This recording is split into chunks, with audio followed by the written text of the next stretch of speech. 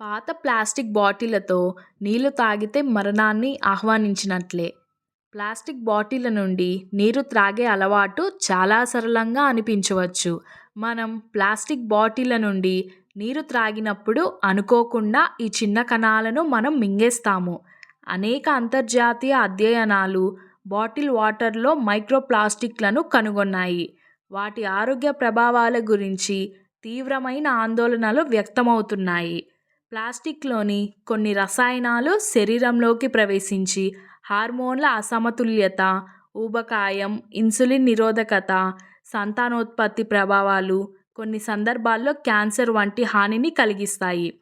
ఈ కణాల దీర్ఘకాలిక ప్రభావాలపై పరిశోధనలు కొనసాగుతున్నప్పటికీ మైక్రోప్లాస్టిక్లు వాపు, ఆక్సీకరణ ఒత్తిడి, శరీరంలోకి హానికరమైన రసాయనాల బదిలీకి కారణమవుతాయని ప్రస్తుత ఆధారాలు సూచిస్తున్నాయి.